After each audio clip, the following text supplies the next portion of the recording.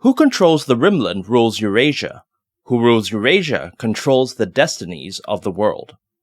With these words, the Dutch-American strategist Nicholas Spykman summarized his geopolitical theory on the global distribution of power, warning that the Rimland, Eurasia's resource-rich coastal strip stretching from Europe through the Middle East to South and East Asia, was at risk of consolidating into an empire that could then dominate the whole world.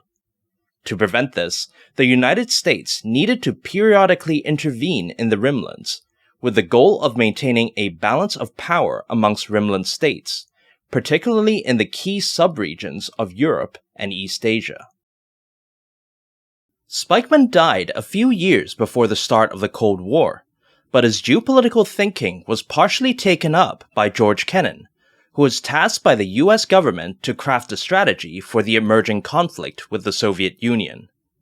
Deeply concerned about communist domination, yet equally wary of the potential damage that US mobilization could inflict on American society, Kennan advocated a restrained approach that minimized direct and long-term military intervention. Instead, the US would primarily use diplomatic, economic, and covert tools to reach a balance of power with Moscow, buying time until the war-torn nations of Europe and Asia rebuilt themselves and could reassume the burden of Soviet containment. In particular, Kennan viewed the major states of Western Europe, Britain, France, Germany, and Italy, along with Japan, as essential to his strategy, due to their status as industrialized states capable of generating and sustaining significant power. He wanted US efforts to focus almost exclusively on them, and as strategy maker, he had worked tirelessly to keep other concerns from stealing Washington's attention.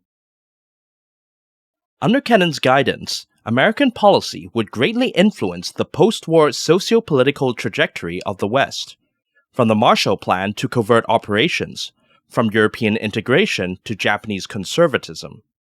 Yet the final results were not entirely to Kennan's liking.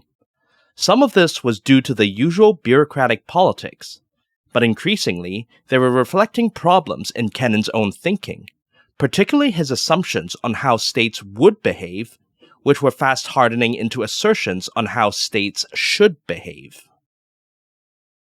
These convictions, which in turn clashed with how states actually behaved, made Kennan's strategy appear increasingly detached and therefore risky to his superiors, a viewpoint that Kennan interpreted as an insulting lack of faith.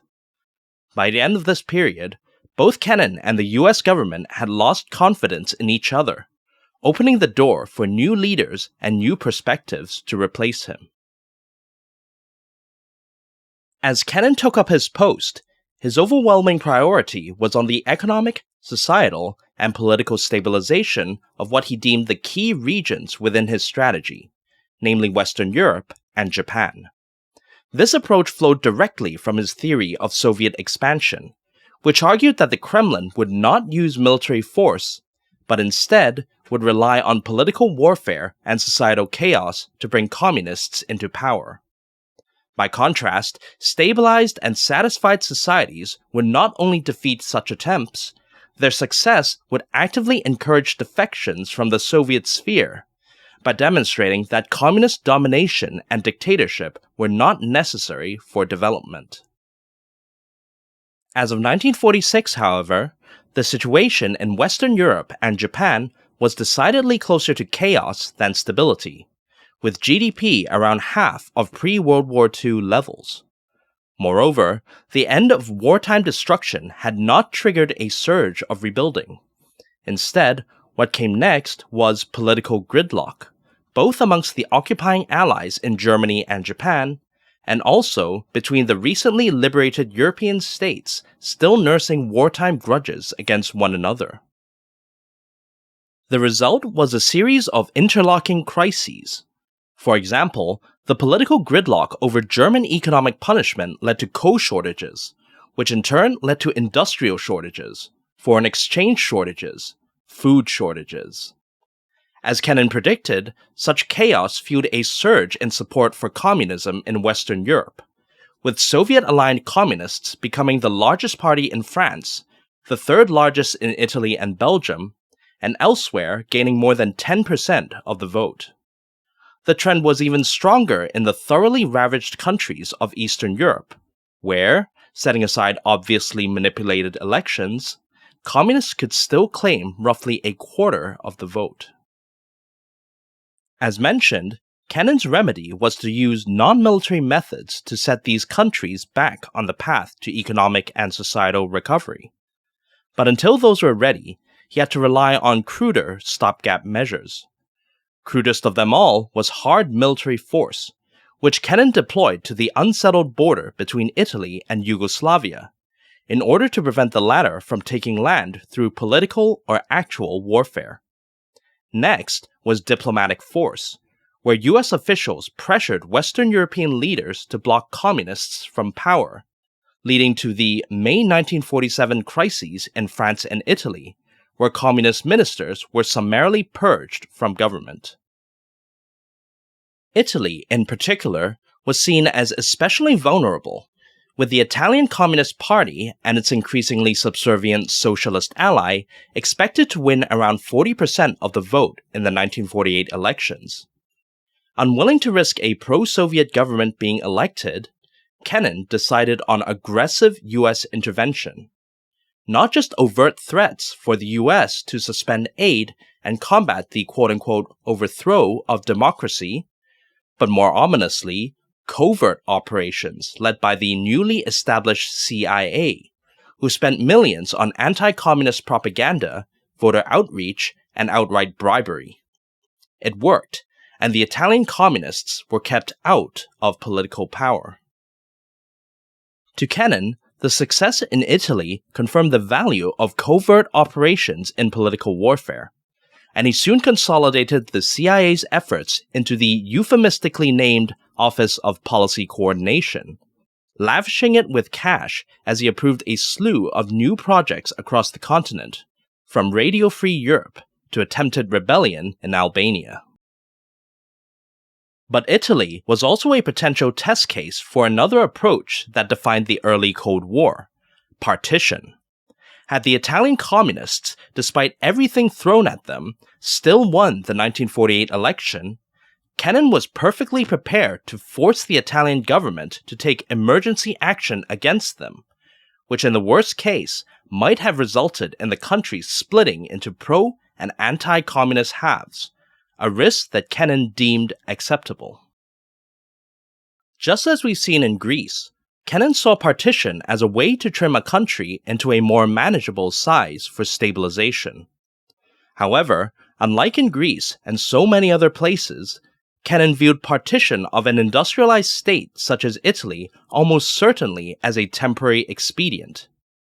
After all, under his own logic, successful stabilization and development of the non-communist half of Italy would soon generate powerful attractive forces that would draw the communist half back into the Western fold. This perspective may help clarify Kennan's approach to another vulnerable industrial power, Germany, which as of 1947 was still under the joint administration of four Allied powers: the Soviets, the US, Britain, and France. In theory, the four were meant to govern Germany by consensus, but sharp disagreements quickly emerged in practice over post-war policy, notably over whether to continue suppressing the German economy. On one hand were the US and the UK, who especially wanted to end the restrictions on German coal production in order to calm the chaos engulfing Western Europe, while on the other hand were the Soviets who, both due to their tremendous wartime suffering and also their appreciation that chaos worked to their benefit, refused to budge on the issue. The result was administrative deadlock and the unwilling continuation of German economic punishment to the misery of all Europe. By 1947, the British and the Americans had had enough, and they began to unilaterally implement their own economic measures in their sectors of Germany. This first split was something that Kennan, at this stage, fully endorsed. Indeed, he had suggested something similar even before the end of World War II, when he opposed the four-power joint administration whose inevitable gridlock he foresaw. Kennan's perspective remained unchanged throughout his first year in office, as he encouraged the French to join the British and Americans in what was fast growing into an east-west partition of Germany. Kennan's reasoning here was consistent with his broader strategy. Since the Soviets benefited from chaos, including them in any stabilization effort would only result in them sabotaging the entire process. As such, if Germany was to be rehabilitated as quickly as possible, neither the Soviets nor the Soviet-dominated East Germans could be part of that effort. In any case, the existing size of partition was already pushing the limits of what Kennan saw as the ultimate measure for stabilization: U.S. economic aid. While Kennan saw covert operations and diplo-military pressure as useful stopgap measures against Soviet political warfare, he always recognized that sustained economic recovery provided the only long-term solution.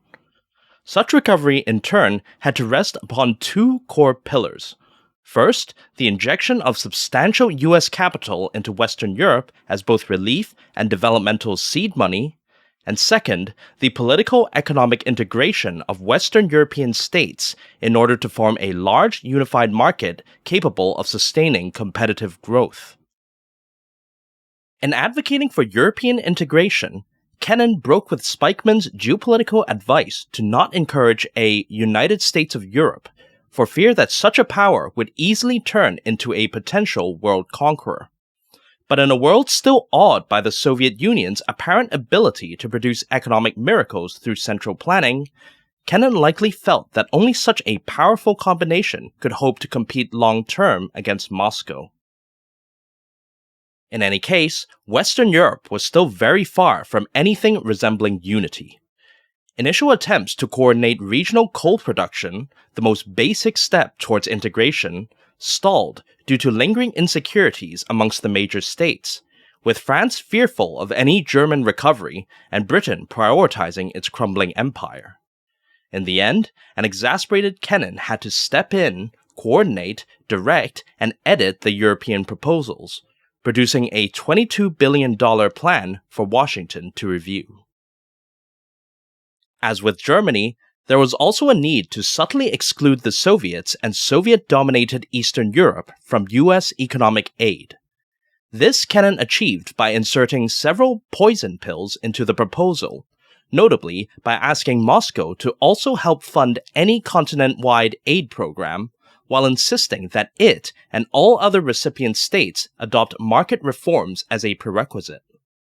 Of course, the biggest poison pill of them all lay in the implicit anti-Soviet thrust of the entire plan, which aimed to politically fortify Western Europe, use it to generate attractive forces that would peel off Eastern Europe, and perhaps eventually encourage regime change within the Kremlin itself. Unsurprisingly, the Kremlin quickly refused all U.S. aid and ordered aligned states to do the same. The final obstacle was domestic politics. Kennan's proposed $22 billion aid program amounted to nearly 10% of U.S. GDP, so President Truman understandably wanted Congress to pass it before it became a major issue in the 1948 election. This task fell to Kennan's boss, Secretary of State George Marshall, who leveraged his enormous World War II prestige to go on a major lobbying tour. To congressmen, he offered significant aid cuts that slashed the program from $22 to $13 billion.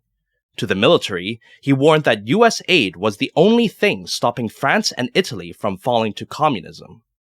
To business leaders, he predicted that a recovered Europe would be a major market for American goods. And to the general public, Marshall copied Truman's moralistic tone, portraying his plan as the next chapter in America's fight against those who quote-unquote seek to perpetuate human misery. Building also on the momentum of earlier U.S. aid programs to Japan, Greece, the Philippines, and China, Congress eventually passed what became known as the Marshall Plan starting December 1947, with the full program approved April 1948. As soon as it became law, U.S. funds began immediately flowing into Western Europe, delivering urgent relief, restarting economic growth, and extinguishing the regional chaos that had fueled the communist surge. Kennan regarded his role in shepherding the Marshall Plan as his greatest achievement, and in hindsight, almost certainly the peak of his career. Yet stabilization was only the first half of his strategy for Western Europe and Japan, and there was still the second half to come. With the passage of the Marshall Plan, Kennan considered the task of stabilization largely complete, a view reinforced by his observations of Moscow's behavior. Starting in late 1947, Soviet encroachments on Eastern Europe sharply intensified as Kremlin-aligned leaders, supported by the Soviet Army, systematically cracked down on non-communist parties and assumed totalitarian control over their own governments. Particularly dramatic was the communist self-coup in Czechoslovakia in February 1948, leading to a formal dictatorship, and the Berlin blockade that began in June 1948, as Moscow sought to disrupt the formation of what was rapidly becoming West Germany. To most observers, these actions seemed to foreshadow a new round of Soviet expansion, but Kennan saw things differently. To him, the Kremlin's moves reflected its grudging resignation that the political war for Western Europe had been lost, which meant that it now had to shore up its position in Eastern Europe to defend against the West's growing economic and political attraction, a battle that Kennan was sure Moscow would eventually lose. As if to further confirm his views, the most surprising event of them all, the expulsion of Yugoslavia from the Soviet-dominated Cominform in mid-48, seemed to indicate that the Eastern Bloc was already fracturing. Eager to encourage this trend, Kennan urged the U.S. to reward Yugoslavia's defection with increased trade, which the country quickly reciprocated by cutting off all aid to the Greek communists in the Greek Civil War. This move, above all else, was what finally secured Greece for the West. To Kennan, these developments provided an opportunity to move to the next phase of his strategy. With post-war chaos rapidly subsiding and the Soviets now on the defensive, the time had come to restore Western Europe's strategic independence. In doing so, the region would finally resume the role that Kennan had always envisioned for it, as the primary balancer of Soviet power in the Western Rimlands, doing the lion's share of the work in containing Moscow, while the United States demobilized and withdrew across the oceans. An example of what Kennan intended was already underway in Japan. Unlike in Europe, the main obstacle to Japan's stabilization had not been international gridlock or Soviet interference, but in fact, the American-dominated occupation itself, specifically Supreme Commander Douglas MacArthur, who effectively ran the country with little oversight. Following the initial Allied policy of punishment and reform, MacArthur pushed hard for Japan's demilitarization and democratization, especially viewing its conservative industrial cartels as oligarchic relics to be dissolved. Eager to demonstrate achievement ahead of the 1948 U.S. presidential election, MacArthur even pressed Washington to quickly sign a peace treaty with Japan to permanently lock in his reforms. To Kennan, MacArthur's policies severely disrupted Japanese society and risked turning it into a weak, vulnerable state that would require permanent U.S. protection, instead of the strong, independent power that, in his strategy, would contain the Soviet eastern flank.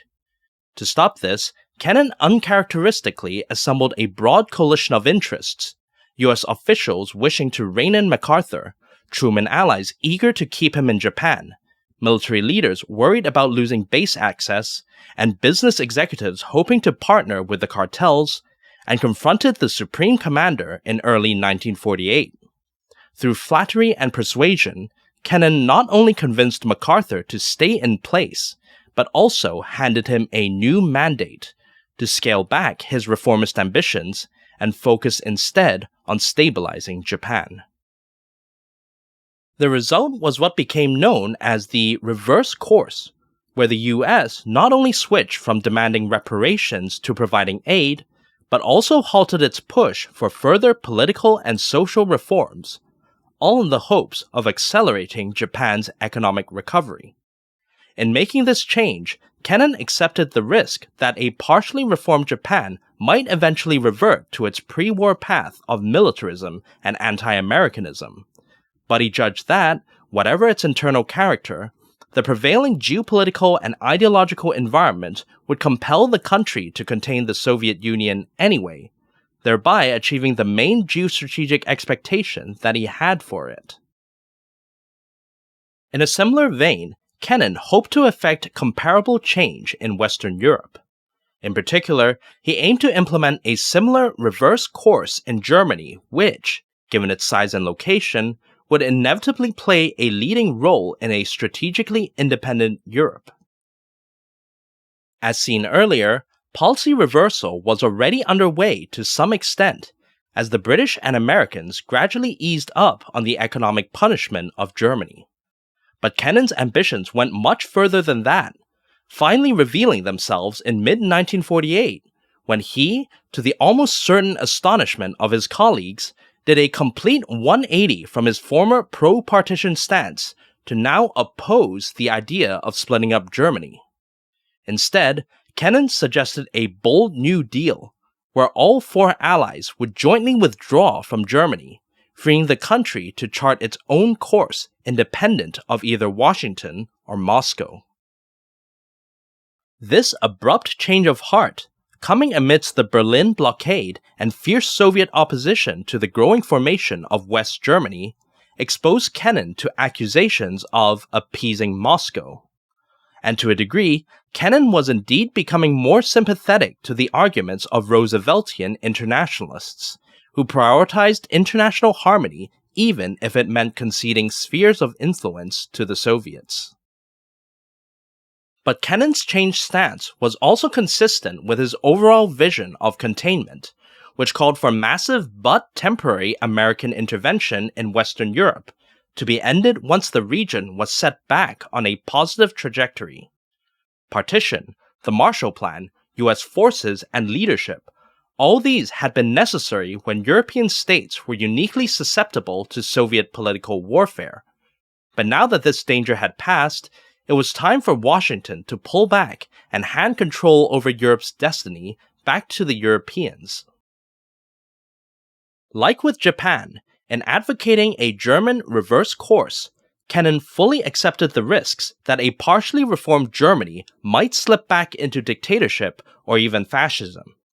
But it was not America's job to dictate what politics the country should have, and in any case, the prevailing geopolitical and ideological environment would, once again, force Germany to contain Moscow anyway, thereby achieving the main geostrategic expectation that Kennan had for it. But unlike in Japan, where Kennan successfully implemented his new policy with the help of a supporting coalition, his plans for Germany met with the opposite result. Part of this was due to the usual bureaucratic infighting, with the US military in particular vigorously opposing Kennan's scheme, dismissing him as quote-unquote all theory and counter-proposing that shows of military strength, such as the ongoing Berlin airlift mounted to break the Soviet blockade, were just as effective in containing Moscow. But other objections were more substantial and centered on fairly obvious flaws within Kennan's thinking. Above all, Kennan failed to seriously consider how European integration could possibly proceed alongside a united yet unreformed Germany. Presumably, Kennan assumed that former foes could just set aside moral qualms and recent history in the face of a new common enemy, much like an 18th century cabinet diplomacy. This was an unrealistic expectation in an age of mass democracy, and Britain and France vehemently opposed any notion of German unification, to say nothing of placing themselves under potential German leadership. Neither were the Soviets interested. Quite apart from the fact that all of Kennan's plans were explicitly designed to undermine them, they too had no desire to resurrect a state that had tried to exterminate them a mere couple of years ago. Perhaps the Western European states could have grudgingly resigned themselves to Kennan's plan, had there been no alternative. But there was, and a much more attractive one at that. It was, of course, the continuation of the status quo, where Germany and Europe would be split into US and Soviet blocs, leaving Western Europe too weak to contain the Soviets and thereby requiring permanent US protection. Besides removing the distasteful need to reconcile with an unreformed Germany, this arrangement also let Western Europeans free ride off of American security to the benefit of their welfare states. All it demanded were two things. Firstly, permanently consigning Eastern Europe to Soviet domination, which frankly did not trouble Britain or France much, and secondly, surrendering much of their strategic independence, which the two imperial powers initially chafed at but gradually accepted. In the end, Kennan's plans for Germany would be killed off by what he characterized as a spectacular coup de grace. In mid-1949, shortly after the Berlin blockade, and just as the four allies were about to negotiate over the country's future, Kennan's proposal to reverse course was leaked to the public, prompting intense backlash from Britain and France. Unwilling to risk splitting up the West, Washington quickly disavowed any notion of German strategic independence, which naturally gave Moscow a pretext to reject what would have been reunification on Western terms. The process of partition therefore continued unimpeded, with a West German government formed in September 1949, followed by the establishment of East Germany a month later. Kennan's failure to prevent German partition deeply disillusioned him, and played a major role in his decision to step back from his formal duties at the State Department from mid-49 onwards. As he saw it, the Washington establishment was turning away from him, a view reinforced by the other personnel changes occurring at this time, most notably the retirement of George Marshall. Marshall was succeeded as Secretary of State by Dean Acheson, who, unlike his predecessor, did not rely on Kennan as his sole source of geostrategic advice. But on a deeper level, Kennan's instincts were indeed correct, and the failure of his German proposal also represented a broader abandonment of his original vision for containment, specifically the part where the US would restore strategic stability across Eurasia by ensuring that each region was strong enough to balance out the others. Now, with the US permanently forced to defend a weak Western Europe, the country would have to remain on a constant war footing, fostering the rise of a military-industrial complex that Kennan feared would eventually undermine traditional American society. There was little he could do now to change this state of affairs but lash out in frustration, bitterly complaining that his strategy had been broken up by the irreparable damage caused by Europe's division. But if the consequences of failure were so great, then Kennan himself cannot escape blame for his own strategy's demise. A recurring weakness throughout his career as policymaker was his disinterest in developing proposals that could attract supportive coalitions. For instance, his plan for German reunification offered no benefits to Britain or France, was a poison pill to the Soviets, and did not address the concerns of his colleagues, many of whom in fact agreed with Kennan in theory, but saw his plan as unfeasible in practice. Contrast this with the far shrewder actions of the Western European governments, who quickly grasped the implications of what Kennan was proposing, coordinated between themselves to present a united front, and reached out to like-minded people in Washington. The result was what has been described as an empire by invitation, in which US hegemony in Europe has been sustained largely due to the action and initiative of European elites. Another weakness, one which the Europeans surely seized upon to sow doubt in Kennan's ideas, came from the flawed beliefs that lay at the very heart of his vision for containment.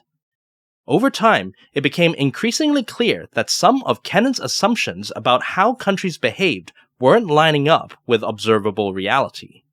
For starters, we've already seen how Kennan's German proposal presumed that European states would prioritize reclaiming their strategic independence above all else, even if it meant living with an unreformed Germany or shouldering the massive burden of containing Moscow.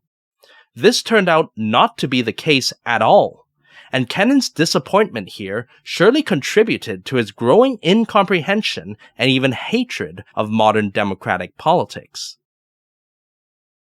More importantly, Kennan's singular emphasis on national sovereignty caused him to underestimate the role that ideological affinity and even tactical considerations played in shaping strategic alignments.